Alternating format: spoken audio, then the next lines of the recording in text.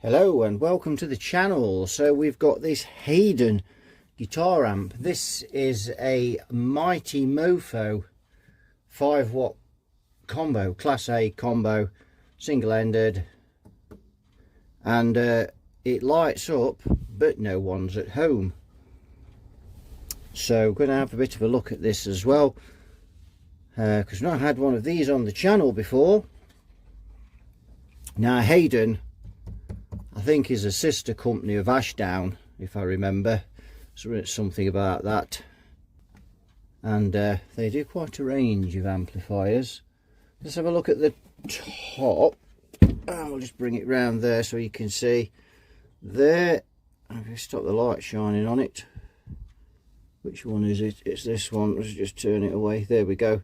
For a minute, so we can see the controls. So we've got gain, bass, middle, treble, master, mix and reverb. There we've got an auxiliary in on there. There's the input. Don't know what speakers in it or anything, because obviously we can't see inside, so you can just put the light back so you can see we've got this. It's almost put together like a solid state amp with this back on there. Weird. 16 ohm speaker extension socket there. Made in China. Main switch and usual deal down here with a fuse, which we need to check. 250 volts, so that's 1 amp. So as we know, it's absolutely dead, lights on but nobody's at home. We'll just start taking it apart. We'll take the amplifier out, the chassis now. We've got 8 screws on the back, but I think as well that this handle's got to come off on this amp, and to get this chassis out, which if you think about it makes sense. But because those 8 small screws, even 8 of them each side holding that in, wouldn't quite be enough. Well, I don't think it would anyway. So we'll get those screws out, get the handle off, and we'll have a look inside. And yes, that is solid. So yeah, we've just got to take these 4 screws out of the handle. Well, we can see what's wrong with that. The output tube's gone to air, and if you wonder why I'm holding it like this instead of taking out the chassis, it's simply because they have soldered the terminals onto the speaker and they have heat shrunk them, which was very nice of them not. I'm afraid we're just going to have to cut them off and deal with that later. Ridiculous. Anyway, don't think you're looking at very much there, are you? Right, we've gone on to the other lens now, and you can see, so you can see the tubes, and there we can see, just tap on there, you can see that yeah, it's white capped, so it's a PM tube, or it was a PM tube. I'm afraid it's dustbin material now, so we need to find a tube for it. Right, let's have a bit of a look inside, see what we've got. So we've got, obviously we had an EL84 12AX7, but we've actually got a third tube in here, which is like a magic eye type of thing going on. Not sure what tube that is, but we've got that in there. No schematics for this amp.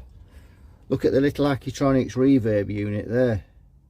Digital Digilog reverb model, a BTDR2H.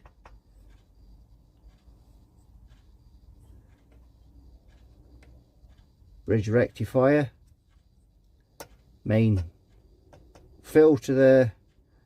Got a big resistor here,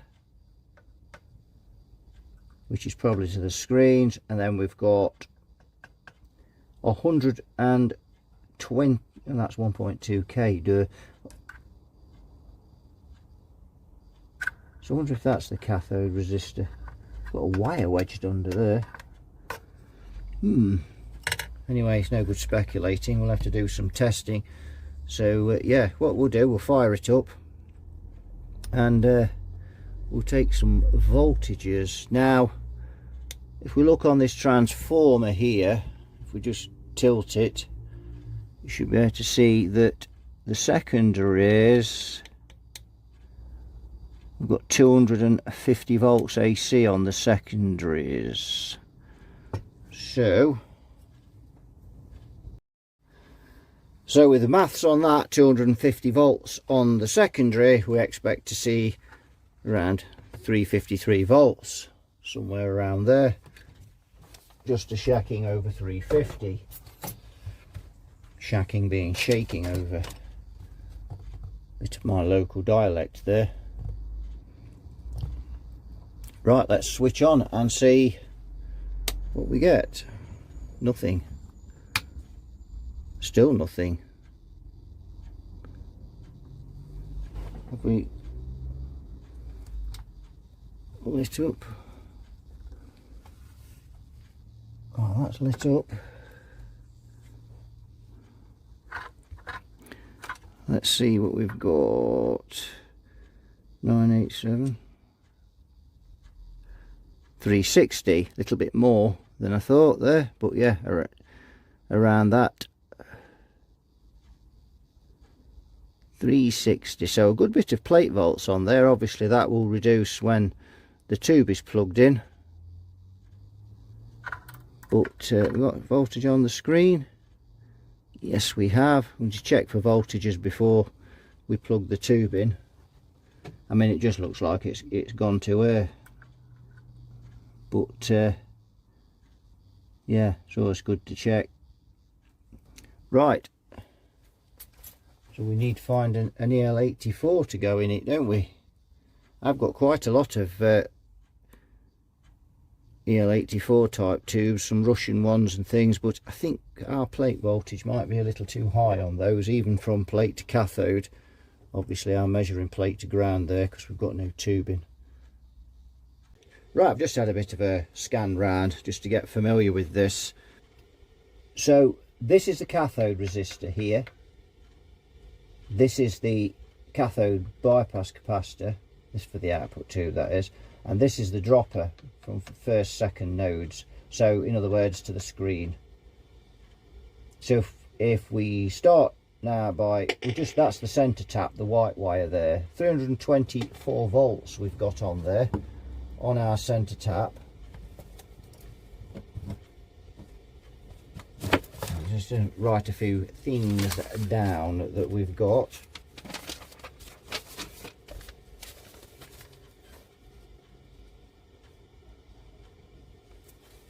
There.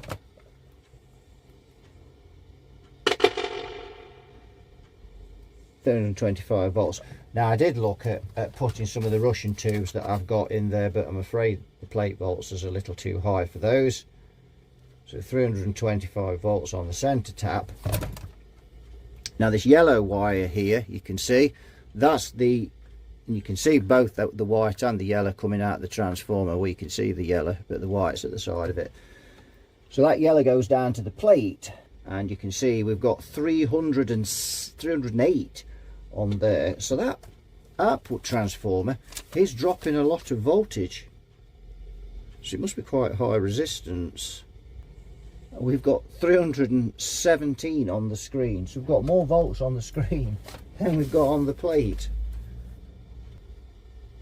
and that's probably because of this transformer. It probably must have quite a high resistance. So let's just switch it off. Let's just make sure the voltage is drained out of it as well before we start measuring. You can see it going down there.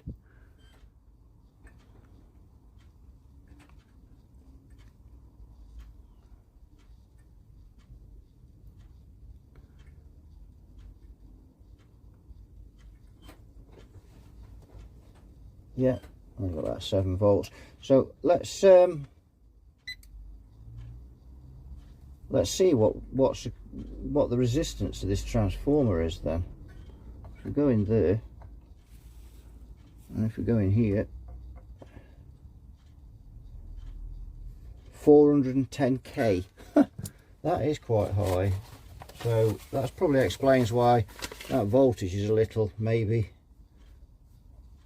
410k. That's I don't remember seeing an output transformer with that high a resistance on, to be honest, but that's what's on it. So that really could do with being 2.2k maybe, and that probably still wouldn't balance it, but that could do with altering just to get that screen volts below the plate volts.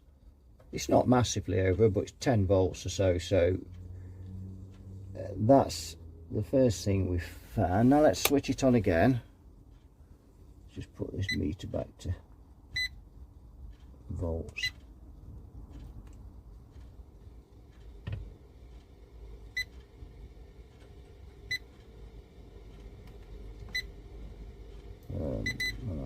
There we go. Right, so we need to get a reading across the cathode resistor.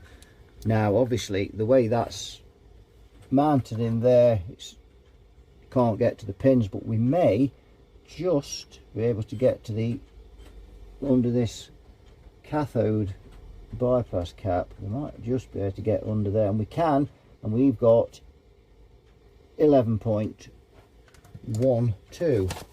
11.1 will do. So that's across the cathode resistor. That's the volts drop across the cathode resistor. So the cathode, we need to measure to get this calculation for the bias of this tube. We need to measure from plate to cathode, and we need to know what that voltage is. Well, we can do that by taking the 308 plate to 308 plate to ground. So we'll deduct the 11 volts off there, so that will give us 297 volts. That will give us, that's our plate to cathode, 297 volts. What we don't know is what that cathode resistor is. 217, and that'll probably increase as the voltage sails out of it. So I would guess that's about 220 ohms, but we'll call it 217 because that's what it measures. So 217. So let's do the maths on that then. So we've got 11 volts, and we're going to divide that by 217. So our tube's rasping away at 50 milliamps. 50.6 milliamps. So if we times that by the 297, he's cruising at 15 watts, so he's baking. Absolutely baking, that is.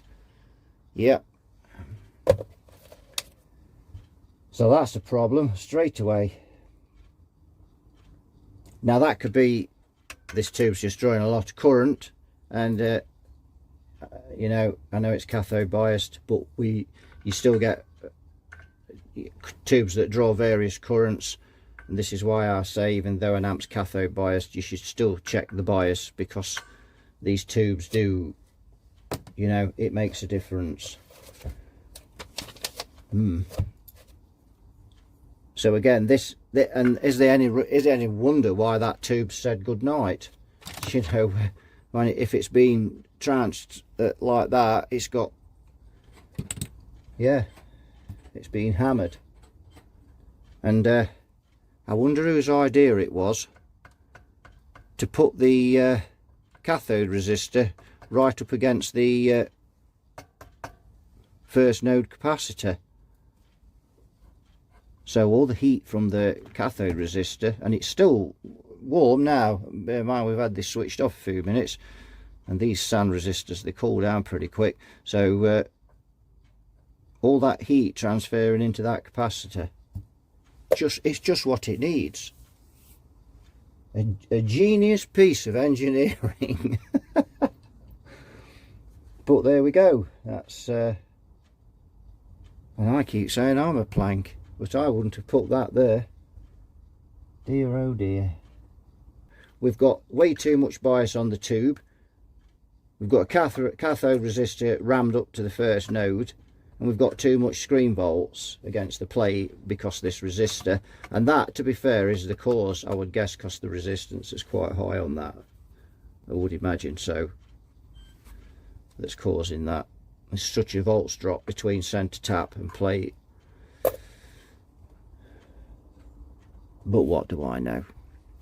So we could search around and find a few more EL84s to pop in this till we find one that doesn't quite, but I can't I can't see it. This amp is just way over biased, and it's just cooking those tubes, hence why that one's blown. If you look as well, the cathode resistor's even been glued in, and I've got no resistors like that anyway.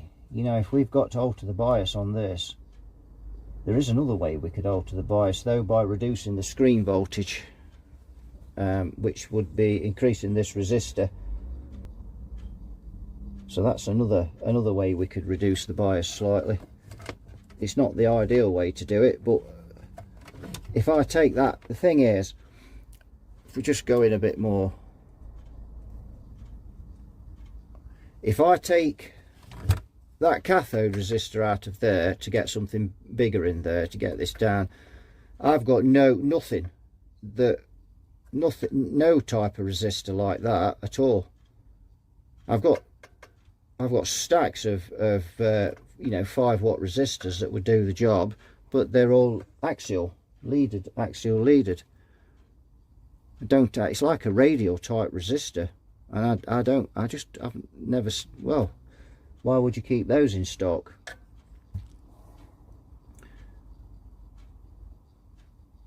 Which means we'd have to look around and try and order a slightly bigger value. Of course, the other problem then is, the more I increase this resistor, the more heat it's going to dissipate into that capacitor, simply because there's more resistance, and more resistance creates heat. So that's then going to get hotter, and then this is going to get cremated.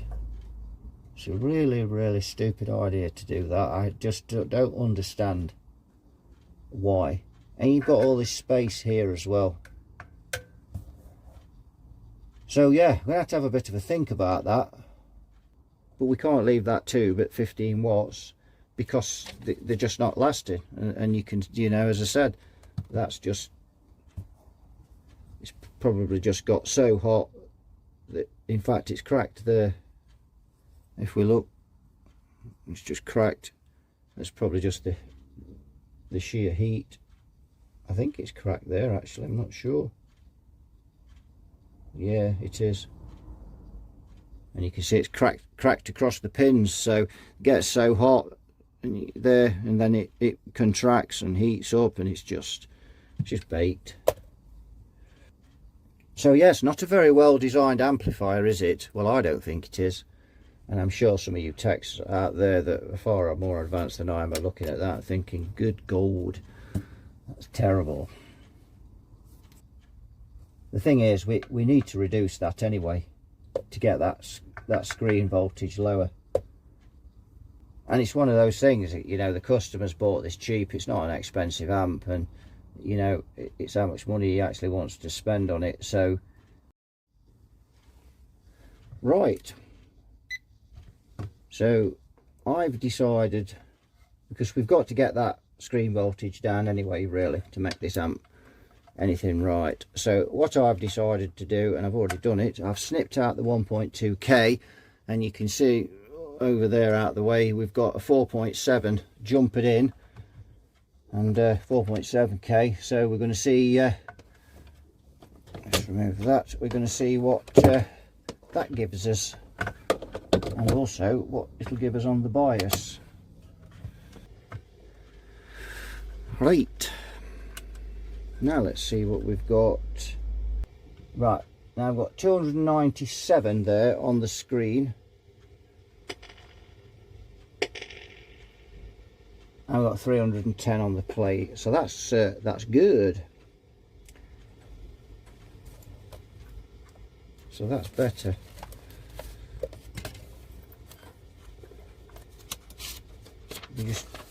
What we need to do though now is we need to check the maths on that resistor. So if I'm getting my head in there again, we need the voltage drop on that, and it's 20, you call that 30 volts. So yeah, that's well inside. It's a 2-watt resistor, but of course when this amp's cranked, I don't see any screen resistors on this amp, but I've not really massively looked round. Or a screen resistor, sorry, I get so used to working on push-pull amps. Yeah, don't see a screen resistor. We may be able to add one of those, and it really should have one. So let's see, now what we're going to do now is see how much that's brought the bias down. And look at that, look at the difference. Just putting that resistor in there, that 4.7k has brought that down, and that's within spec now, 12.2. That's there, fine, 12.52. So that's well within, and that is one way you can reduce the bias without changing the cathode resistor, by reducing the screen voltage. And it's just simply it's easier in this case. Ideally, as I say, that resistor at the side of that cap, having said that, it's been there a number of years, but it will just dry it out and destroy it eventually. It's a stupid idea to put that there. But now the amp's running, you can feel it's running a lot cooler. So it's kinder on the PC board, kinder on the tube. Just makes total sense to do that. So we'll drop that 4.7k in there. So there we go. It's not the most orthodox way of biasing an amp, but considering we'd got extra screen voltage anyway, we needed to reduce it. And as I say, given that cathode resistor, that's worked pretty well. Right, you can see up there we've got a new oscilloscope there. It's got a signal generator built in.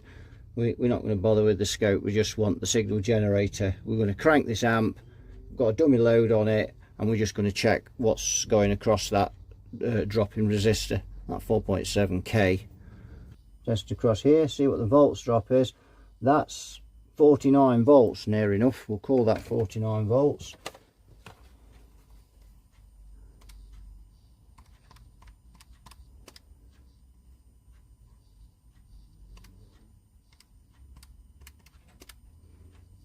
Half a watt, that's what we've got going on there. Yep, and everything's good now. We're really baking this amp, it's flat out, and everything seems fuzzy. There's not even that much heat coming off that tube now. So that's really sorted this amp out just by swapping that resistor. That's brought everything under control. So we'll switch off. I'm just going to check the voltage has gone out of it. There, and it has. That's good. I'm going to do just a little touch test on that. That's absolutely fine, I can hold that. So yeah, so there's our resistor. Look, so he's going in, that's all good. And we have to check that because, as I say, you do, you know, and we can see the voltage has gone up significantly there. There was, you know, there was probably, I think it was about 30 volts, and it was up to about 43 when we cranked it. And obviously if this was a push-pull amp, there'd be even more draw on that resistor. So yeah, we always need to check those things by cranking the amp, because if I don't crank it, someone else will, and if I put too small a resistor in there, it will burn out. Right, that's good. So we've got that done, so we can unplug and then we can take those off.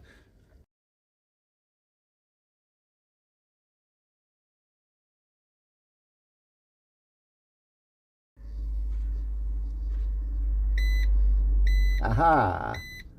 TL072 there is on this gain control. This gain control doesn't appear to be doing anything, and this gain control doesn't seem to be doing anything. that I'm turning. Let's just back out now, sorry. Just left the damn camera there. So now we've got the signal generator going, and yeah, it's a bit raucous, but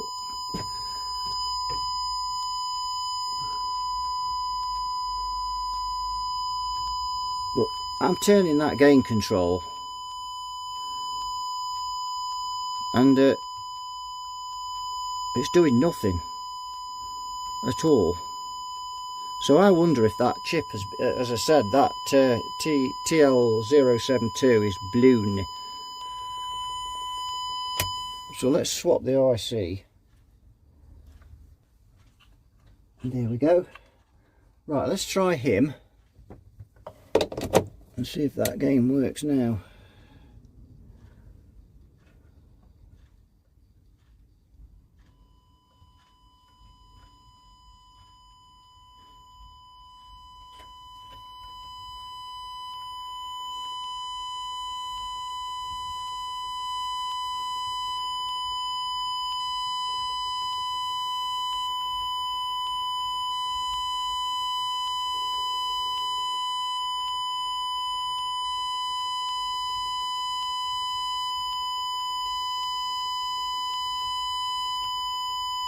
And it does. Well, it works to a fashion.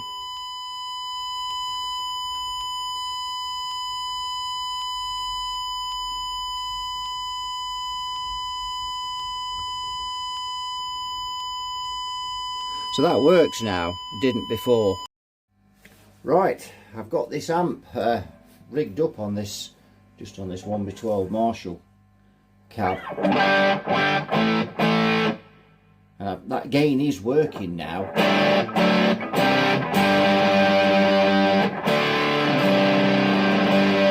So that didn't seem to work before. Anyway, we can turn all of that out.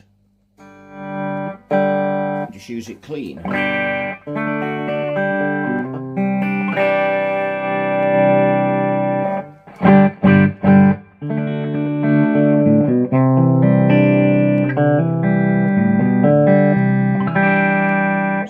Is just a gain control. It's not like a channel volume, or it's a single channel amp, but you know what I mean. There's no zero on that gain, it just goes clean.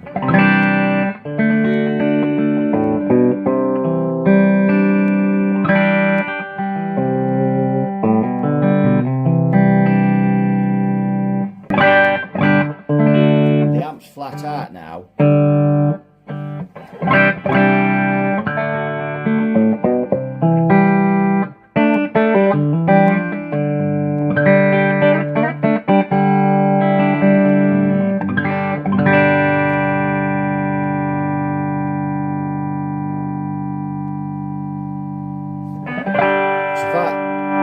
To add this in, you can quickly see how much it I've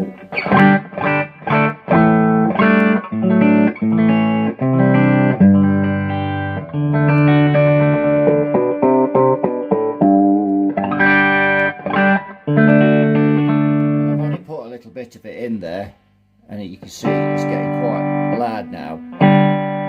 If we turn this volume down, the master volume is it, and then if we add this in, that's all half of it.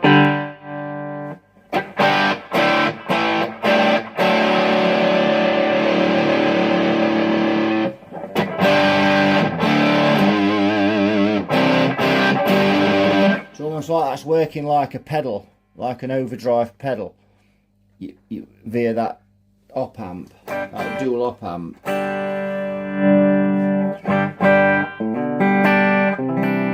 And the volume, the gain control on that is a bit, it's like a variable foot switch, where you know you'd switch it off and you'd be in bypass. It's almost like that gain control just leaves the amp in, it bypasses, like when you click the foot switch on, say, you know, an overdrive Boss SD1 or something like that.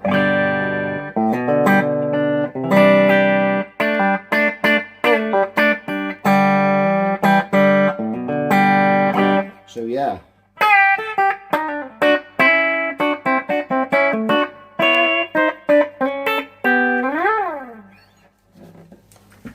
But there's a beastly amount of overdrive there. and it does really wind it. That is not that amount of gain and volume. That isn't just one half of that tube that they're gaining up there. That's much more than that. You'd never get that if you think about a Fender Champ. Basically, if you take the op amp out of the equation, you've just got a basic Fender Champ there going on with a tone stack. You would never get that amount of gain, not even without the tone stack between the stages. But you would never get that amount of gain, even definitely not with a tone stack, would you? It'd be too lossy. So that op amp is providing all of that gain. What I'm trying to say is that even reducing this tube, we'll have the same amount of gain. It just won't be as loud. So I don't think we're going to gain anything, if you pardon the pun there.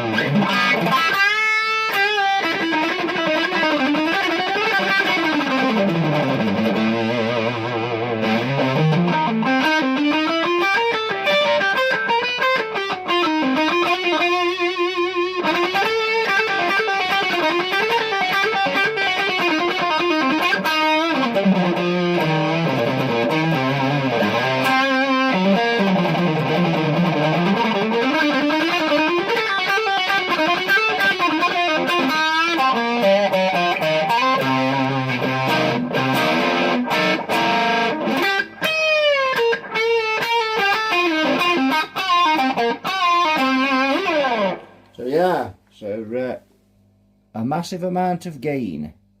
If you turn that gain out, I wonder if it's a shame that's not foot switchable, really, isn't it? Because you could just switch that in and out.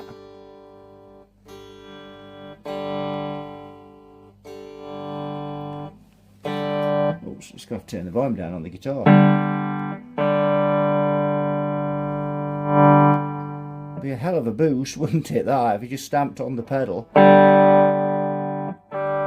Even if you just set a bit of it in. That's that op amp that's driving that, without a doubt. So I don't think we're going to gain anything by reducing the gain of that tube.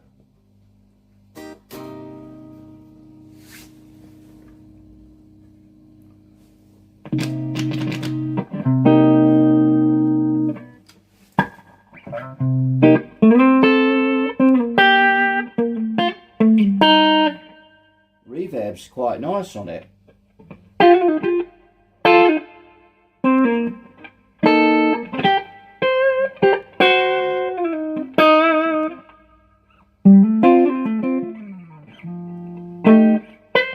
Oops.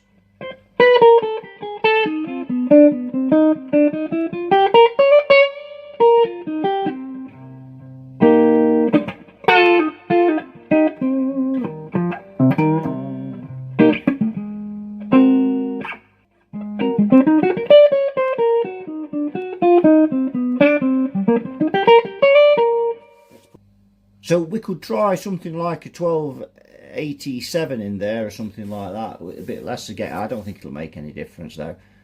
The only other option, and I'm afraid I'll have to go on Google and see if there's a lower gain op amp that is of equal pins, or equivalent in other words, to that TL072. I don't think there is, but I'm not an expert on those. I don't deal, obviously, most of my amps that I do are tube amps, so, but I'll go and check.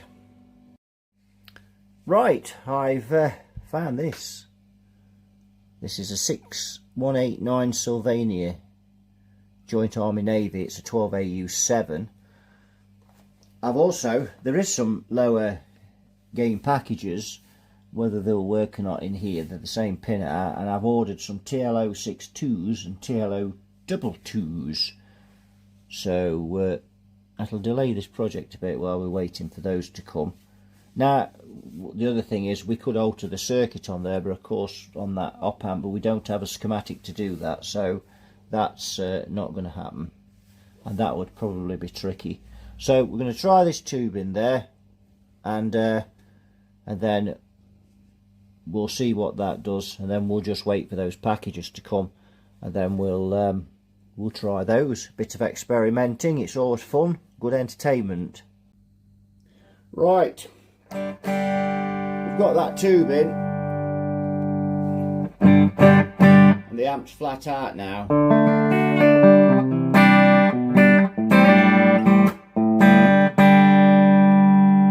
So we just turn that down a bit, wind this up, and you can see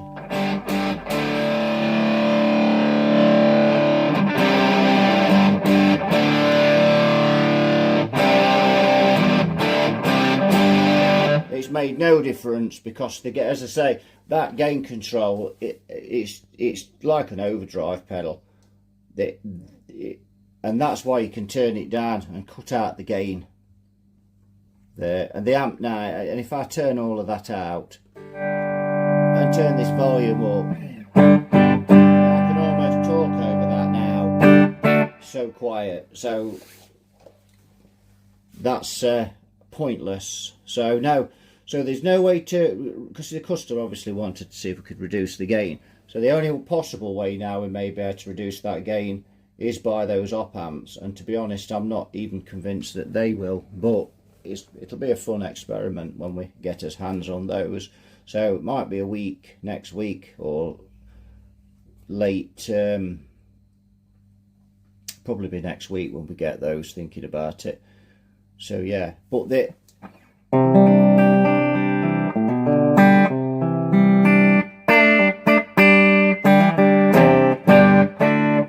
amp itself is now running really sweet. There's no problems.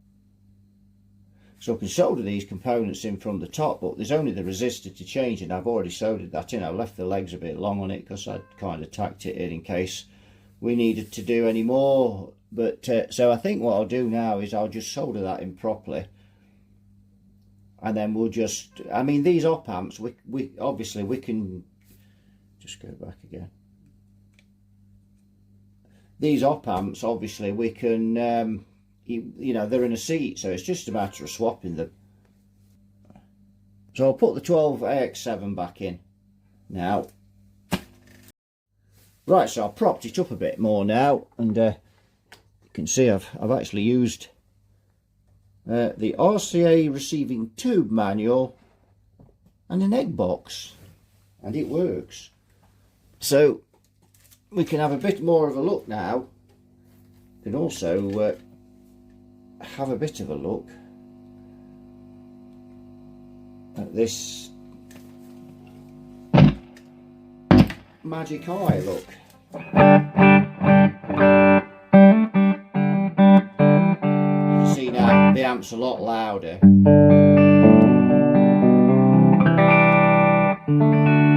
It's got all the treble in there,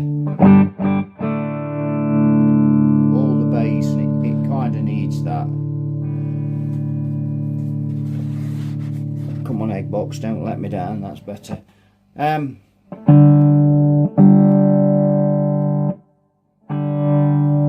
Mid control, master, and then that mix is, I think, is for this auxiliary, so you can mix, you're playing the guitar with your backing tracks or whatever. And then the reverb, it's quite a nice reverb.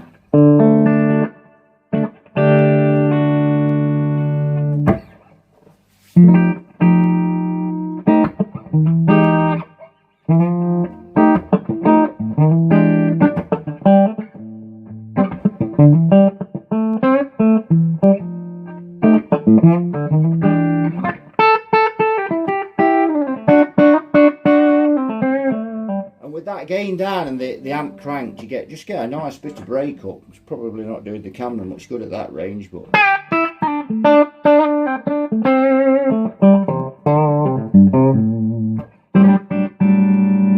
so we just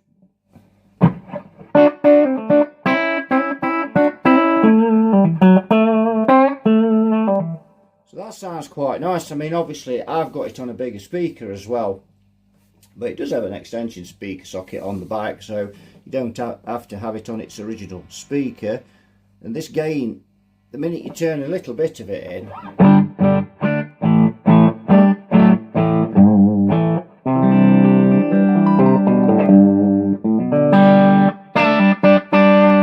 it's beginning to clip a bit more. But you don't need very much of that before it's gaining up.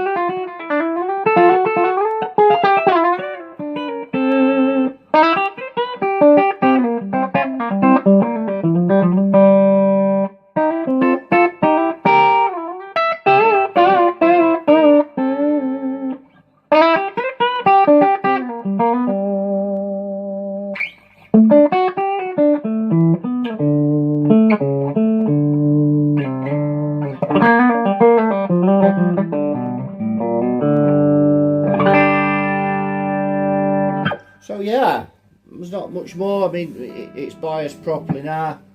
That tube's running lovely and cool. You know, you could feel the when it wasn't biased correctly, you could feel that was absolutely cooking, that tube. But yeah, it's all running nicely now. And again, they over bias them to get more headroom. And squeeze a little bit more wattage, you know, a bit more volume out of it. But 3 watts, you know, it's too much.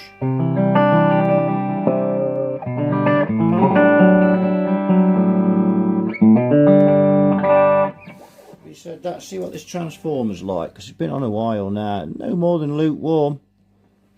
So yeah, that would again, that would be quite a lot hotter had we left it biased at 15 watts.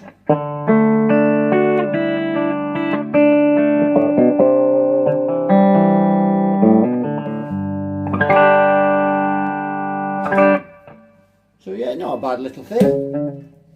Not bad at all. As I say, the minute you start to put this gain in though,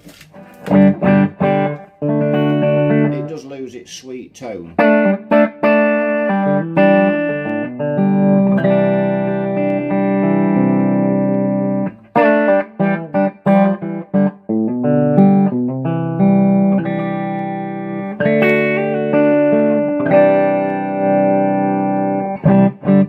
It's not, you know, it's not very loud without using that gain control.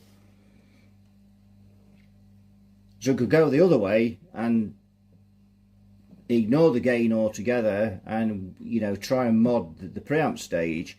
One way to do that would be to up that 220k resistor to something like a 330, just give it a bit more gain, you know, a bit more, you get a bit more volume out of it. So that, as I say, there's various ways to go with it. But I think we'll try those packages when they come, those op amps, dual op amps, and see if that works. I don't think it will. I don't have a lot of experience with modding amps using solid state components. I mean, I'll fix a solid state amp, but that's a world of difference. You know, modding, it just you know, it doesn't come up really. And to be honest, we're into tube amps, aren't we? So most of us are into tube amps. But it's always good to have a little play around with solid state things now and again. Anyway, that's about as far as we can go with this till we get the op amps. So I think what I'll do is I'll release this video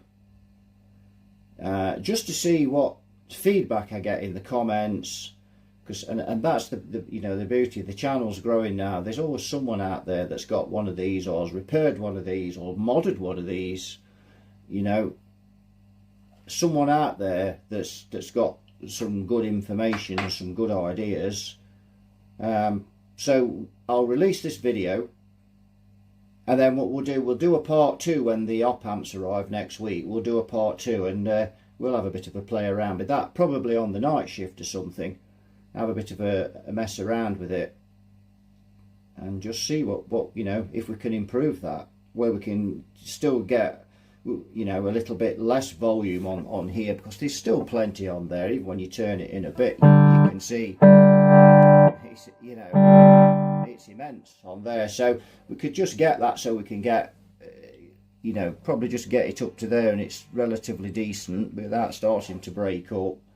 And let's face it, it's not the best distortion in the world, although we could probably have a fiddle around and get it a bit better with the controls. But it's not bad, you know, it's not bad, but it's a little bit fizzy. So, but it is, as I say, this is just like an overdrive pedal, the way it's configured into the circuit. So that'll do it for this one. So thanks for watching. You all take care, and I'll see you all in the next one. Bye bye for now.